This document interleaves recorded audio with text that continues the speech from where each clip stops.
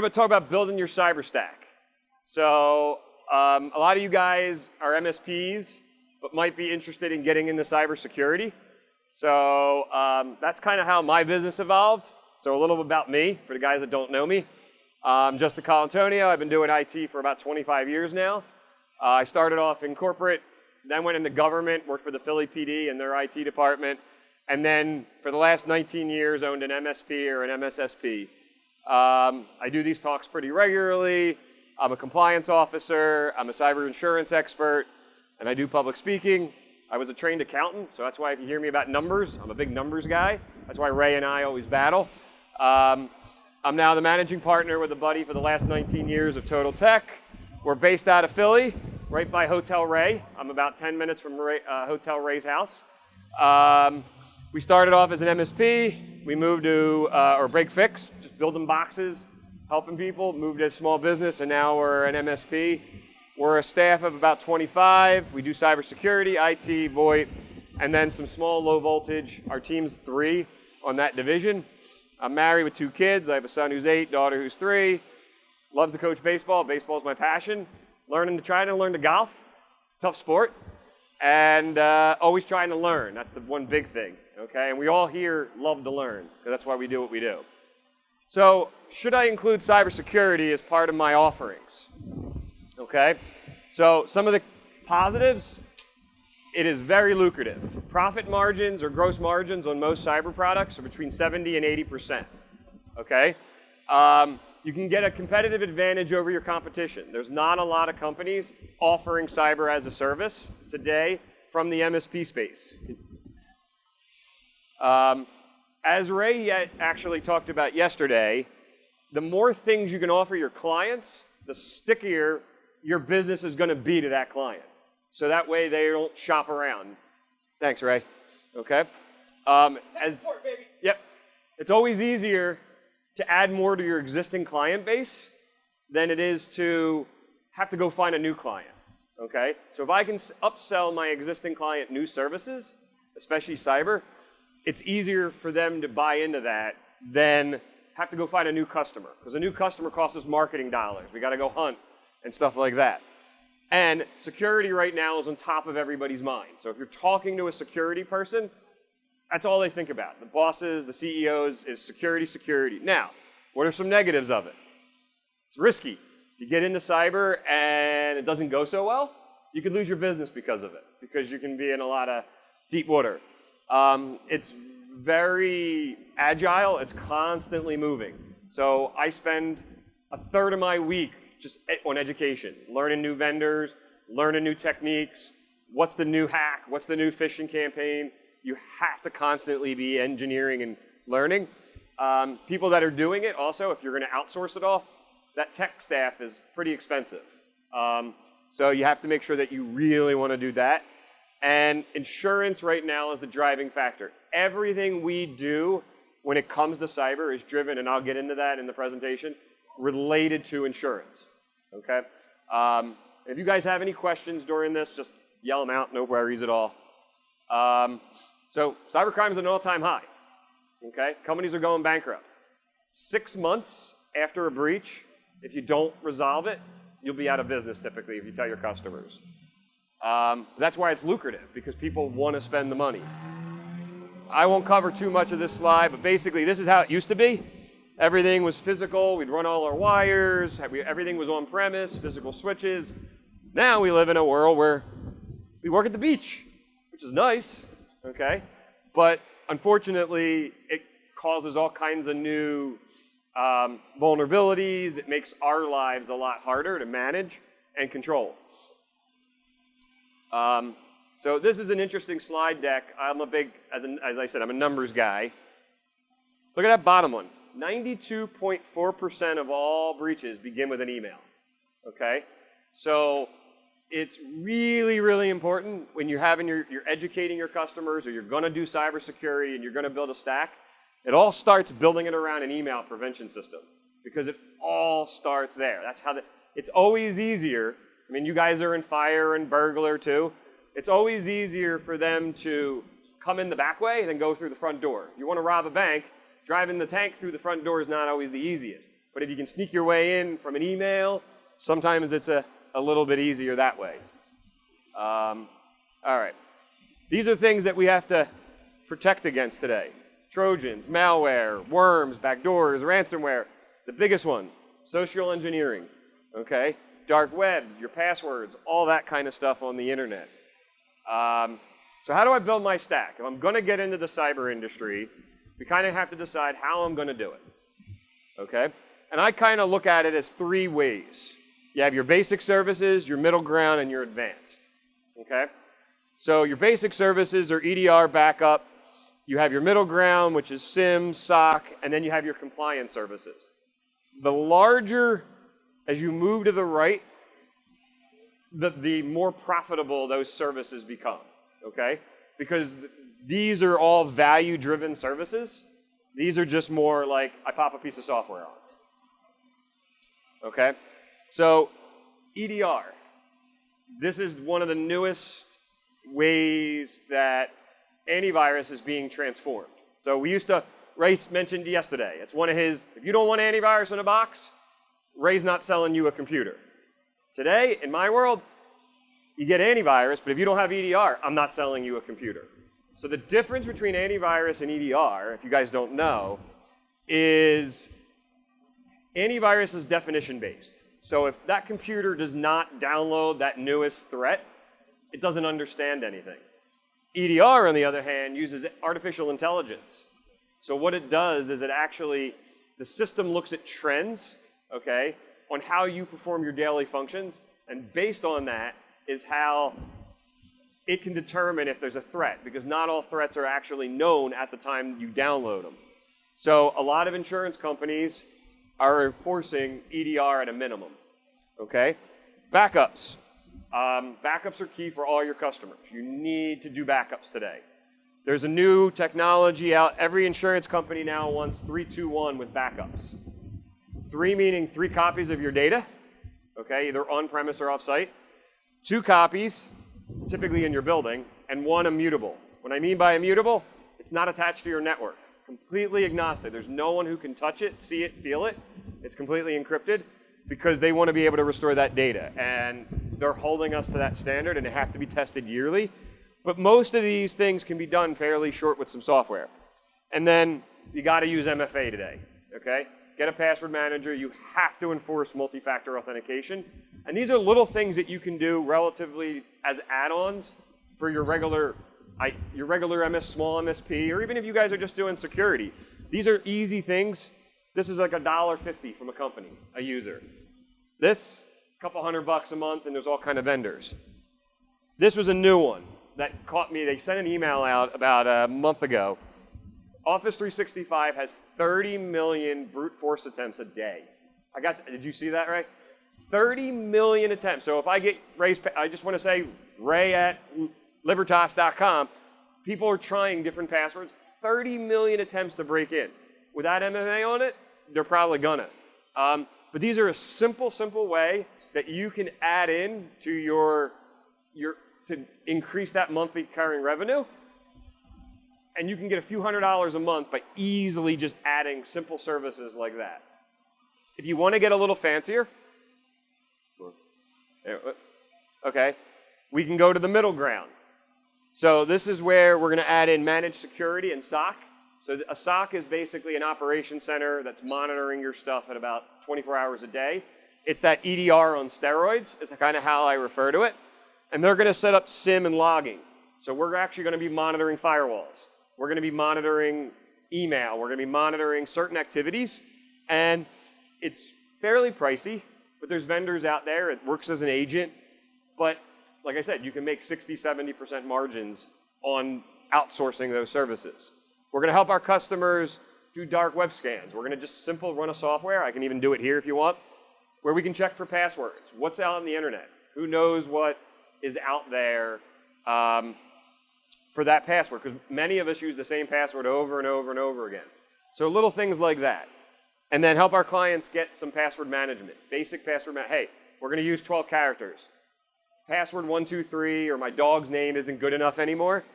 Again, little services, but big margin because you're bringing big value. When I send a customer, hey, I just found a password sitting on the internet. Do you use this? Oh yeah, it's my daughter's name. Change it and change it now. The value you bring makes them that sticky part that I talked about earlier. And then help them get a password manager. I use one. None of my passwords are ever the same for anything. Again, all software. I'm not doing anything here other than just outsourcing some vendors, but building my stack of what I want to include. Now this stuff gets a little bit tricky, and this is where you want to decide if you want to truly get into the cyber defense systems. So you got to do compliance work. So NIST 181 is, if you work with the federal government, like NASA, they're going to want to you have to adhere to certain standards, okay? SOC 2 is a compliance and audit train, and then ISO is another set of standards. We help our customers with policy management, acceptable use, incident response, disaster recovery, business continuity. So if Ray didn't have a great business continuity plan last night, it rained and tents were flipped. What happens if the whole tent went down? Where would we have this meeting? We help our clients kind of decide, hey, we have those conversations that are tough, where to put things, where to do stuff. And then we offer CISO services. I'm going to sign off as being a VCIO. I'm going to sign off for their insurance companies. I'm adding that risk. And that's where the con comes in that I showed earlier in my presentation. It's tough sometimes because you're ultimately opening your own business up to litigation potentially. But it's back there. So here are some of the vendors that we use, okay, to kind of automate a lot of our process. Ray uses a couple. I know a couple of guys I've spoke to here have used a couple. So Huntress Labs is a simple EDR, okay, a couple bucks a month, but they do that. They're not doing the 24/7. They're not doing the remediation. They're just doing the alerting. At River, we use them primarily for our spam filtering. So we help mitigate that 300 million brute force attempts by preventing, and hopefully that email never gets there. That phishing email gets caught by our filters. 1Password, LastPass Keeper, there's a whole bunch of these out there. They're the password managers that we give to our clients. We use ID Agent for our dark web scans. Breach Secure Now is our policy management and phishing campaigns that we give. I also use Phishing Box if they're really sophisticated. I use Datto SaaS. So one big thing companies want today is they want a backup of email. So in case if something happens, they want to know that that employee has their email backed up. Easy service. If you have Office 365, we just tied Datto SaaS. Another $2 to $3 a user, and you're charging 70, 80% on top of that, bringing that monthly reoccurring revenue up as high as you can. We use Total for our SOC and SIM and our managed services. ThreatLocker is a new technology called Zero Trust. So we don't like our staff, we don't like employees, they're their vulnerabilities. So we lock them out, and they can't install a single program. They can't download a Chrome extension if we want to get that far. It's our way to know, and if they do, we get alerted. We use SaaS alerts, so that way if someone's trying from China to break into an email box, we get an alert. We filter where they can go on websites, and we use Ignite and then some other compliance vendors. But again, I played cyber defense. I don't play cyber. I look at it as a football. There's offense and there's defense. My buddy, he breaks into companies. He gets paid a whole lot of money to break into banks and accounting firms and hospitals. We don't do that. We play defense. I want to build layer after layer of layer of security with our vendors, so that way, if something fails, there's another vendor there to back that up. So that's how we do it. And again, it's very, very lucrative. But everything we do all starts around cyber insurance. And I saw Pierce, but he's busy. This is something I want to talk a lot about because this is driving the industry. They're telling us what we can do as not only IT people, but security people. Hey, you plug this into the network, okay? You're vulnerable. You have a liability, and you better be insured for it, okay? So how do you back your offering? You better understand the limits. When you install that access point for your customer, if you plug that into their switch, you add a layer of complexity to my insurance policies. So I strongly advise you guys, if you're installing switches, routers, access points for customers that you're doing low voltage for, do not plug it into the switch unless you get a waiver of liability, okay? You're opening yourself up to an insurance attack because their insurance company, if that customer ever gets breached, who touched this network? Oh, Marco did yesterday, okay? He's now at risk. So make sure you have cyber insurance, not only for your own practice, but also your own business, okay? Because they're gonna try to come after you. Claims are through the roof right now. A small cyber claim that I get brought into starts at about 150 grand. First off, before I get into and I'm gonna show you guys what an application looks like for the cyber insurance in a second, but before I go any further, anybody have any questions? Mike? So, you mentioned plugging stuff in the network, and you do that all day, every day, so you scare me. Yes, do not do that. Because I will find you and cause you, if a customer, there's a technology that we do called incident response. So if there's a breach, I'm gonna get hired to come in and evaluate what happened, okay? Do you guys know how the hack of Target happened about 5 years ago? Does anybody know? Any guesses? HVAC guy. You got it, okay? The HVAC company had a connection to Target, and Target's IT did a poor job limiting their access, okay? That's how they got in.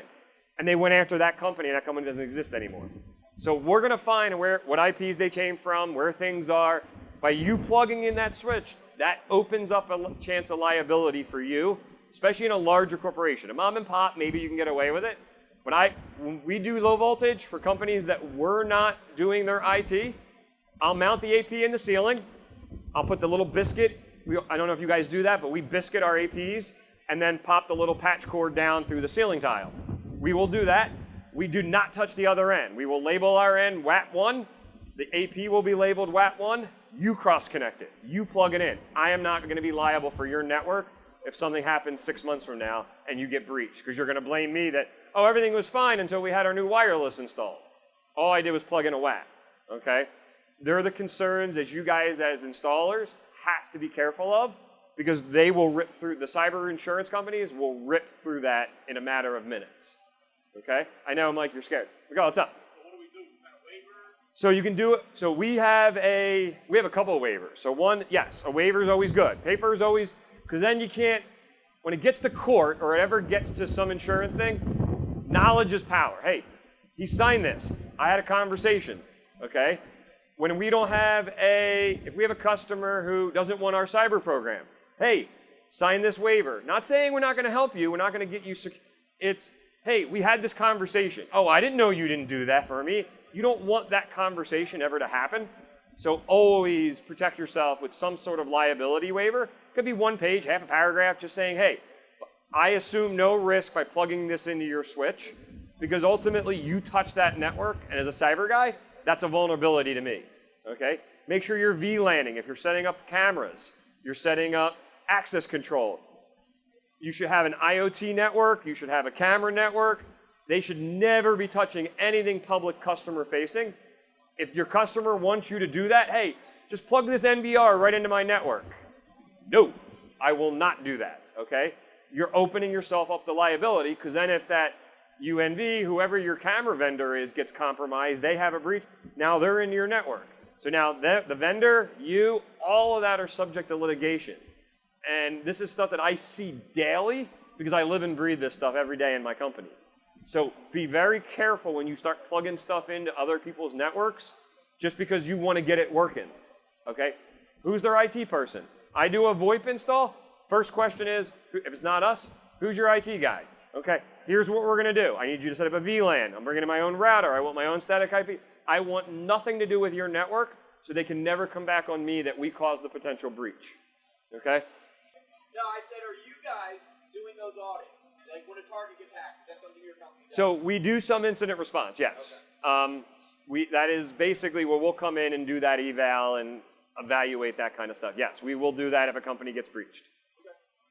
I don't know if I would do it for like a huge hospital or something like that, but we can do small to mid-sized businesses, no problem. We have the tools and the software. Okay. What else? Anything else? All right, real quick, I'll do that. So This is one of the new travelers that I got about a week, 3 weeks ago that came across my desk for a client who's renewing their insurance. Revised deck. Okay. So let's go back about 2-3 years ago. This application to get cyber insurance would have been 1 page. Okay? Maybe a half a page. Now, okay, look at this stuff. All right, name, address, how long you've been in business, what's your revenue. All right, now you get into these. All right, do you accept credit cards? That's a risk. Where do you take your employees' information? Do you own medical records? Okay, how many records are you installing? So based on the number of records that you check here, tells the insurance company how much your premium is going to be, because that's more risk. Hey, I have 1,000 records. I have 100,000 records. I got 1 million records of liability. So these are all the things that we have, and we have software. It's a pretty cool piece of software that can go through and scan networks looking for PII, so we know how much data is at risk. How are you transmitting data? How are you sending information? Do you have governance? Okay, what kind of controls do you have in place? So do you have a password manager? Do you have incident response?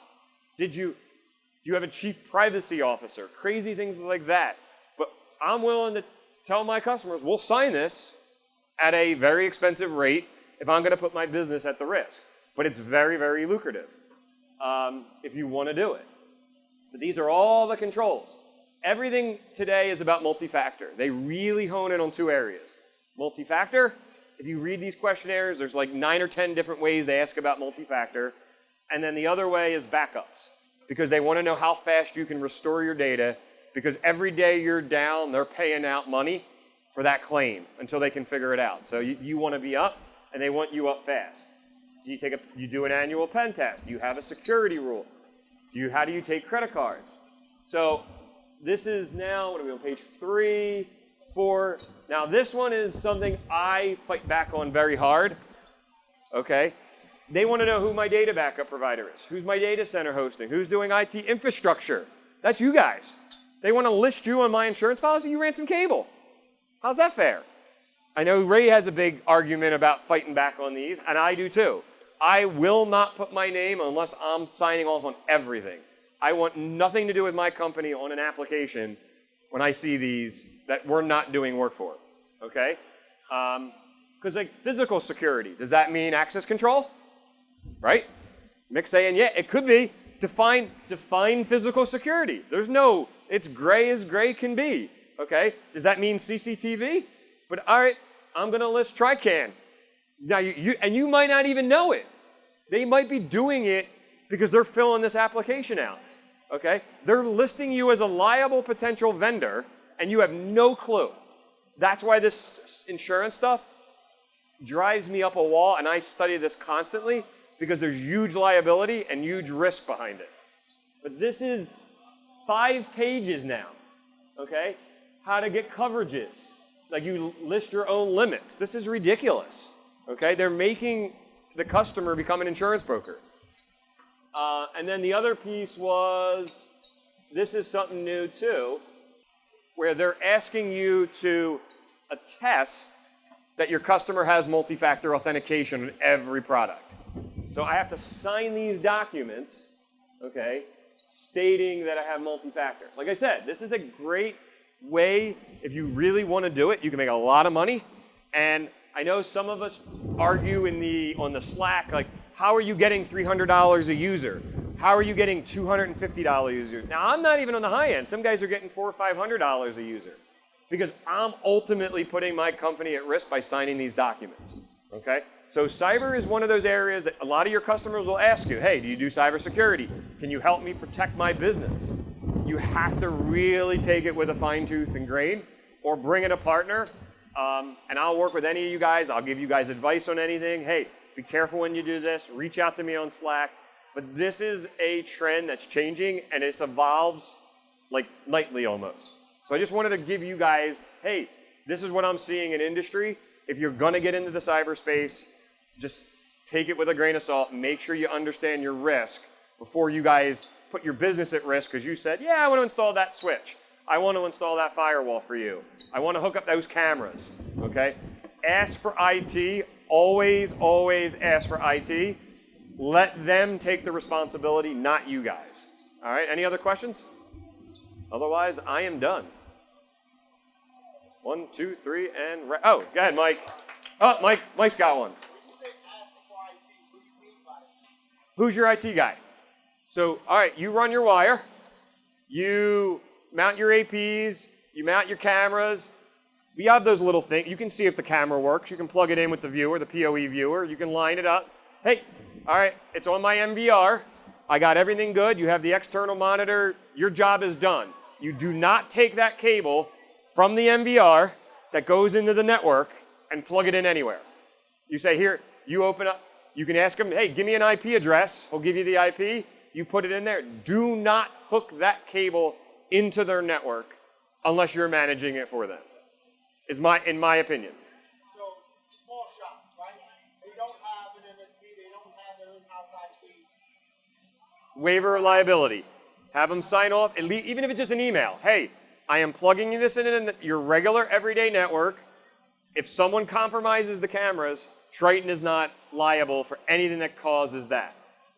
You have to block yourself from liability because the minute everybody's our friend, our customers love us, all of that stuff. It's until the breach happens and now they're out millions of dollars, hundreds of thousands of dollars, okay? But you plug that camera in that got breached. I didn't know, why do you think Hikvision? Why do you think all those vendors have been ripped out of because of breaches and things like that, okay? That is the purpose behind why I recommend do not plug stuff in. Okay? We do not do that for anybody. We verify it and then turn it over to IT. And then you have complete safety that, hey, I didn't touch your network. And if you're gonna, make sure it's documented, make sure you use strong passwords, and make sure there's a paper trail of what you're doing so that way it doesn't come back on your business, because it can. I've seen it happen. Target's the primary one. I can use an example of, who was it? Did you hear about the Colonial pipeline when that got taken down about 24 months ago? They basically forgot to take away one of the old network administrators' VPN access, and his password ended up on the dark web, and that's how they got into the pipeline, okay? Because someone left something plugged in. It's the opposite. You're plugging something in. They forgot to pull the plug out, in a sense, okay? But those little things are ultimate vulnerabilities and ultimate risk for you guys. So yeah, I am a strong proponent. We do not plug something into anybody's network that's not managed by us. So take it for what it's worth. I'm just telling you from what I see and hear. All right, guys? Thanks.